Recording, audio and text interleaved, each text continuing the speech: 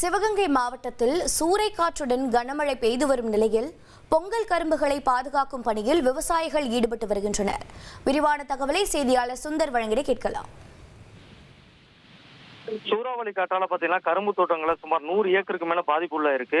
காய்ந்த கரும்புகளை கொட்டும் மலையில குடும்பத்துடன் விவசாயிகள் கட்டும் பணியில் ஈடுபட்டு நிவாரணம் மற்றும் கரும்புகளை அரசே கொள்முதலும் செய்யணும் என்று விவசாயிகள் கோரிக்கை விட்டுருக்காங்க. சிவகங்கை மாவட்டம் இடையமலூர் அருகே பாத்தீங்கன்னா சாலூர் கிராமம் இருக்கு. அதன் சுற்றுவட்டாரமான இடையமலூர், மேலச்சாலூர், கீழச்சாலூர், பாப்பாக்குடி உள்ளிட்ட 7 கிராம பகுதிகளில் விவசாயமே வாழ்வாதாரத்தோட முதுகெலும்பா இருக்கு.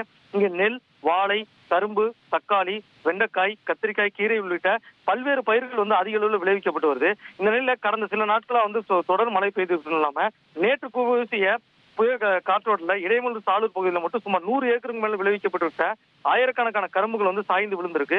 ஒரு ஏக்கருக்கு சுமார் பாத்தீங்கன்னா 50,000 முதல் 70,000 வரைக்கும் செலவு செஞ்சிருக்கிறதாகவும் திடீரென மழை மற்றும் சூறைக்காற்றால் விவசாயிகளோட வாழ்வாதாரம் பாதிக்கப்பட்டு கூறுகிறாங்க.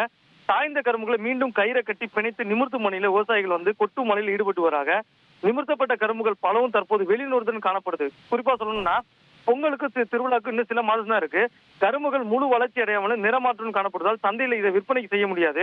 விவசாயிகள் கடந்த ஆண்டு போன்ற இந்த மாதம் இதே போல சூறைக்காற்றுக்காக கரும்புகள் வெளிநூற்றுடன் மாறிய நிலையில அரசு அதிகாரிகள் அதை கொள்முதல் செய்யவில்லை.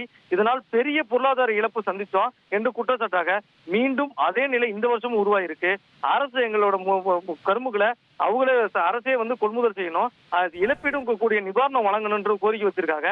நிறமாத்திரம் காரணம் காட்டாமல் எங்களோட இருந்து முழுமையா கொள்முதல் செஞ்சா மட்டும்தான் விவசாயிகளோட வாழ்வாதாரம் முழுமையா பாதிக்கப்படாம காப்பாற்றப்படும் சொல்லியிருக்காங்க.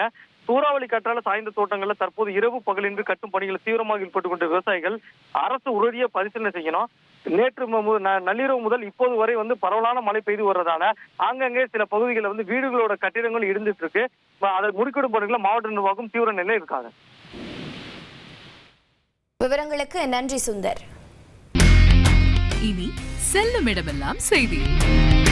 தந்தி டிவியின் வாட்ஸ்அப் சேனலை ஃபாலோ பண்ணினா செல்ல இருக்கும் இடமெல்லாம் செய்தி.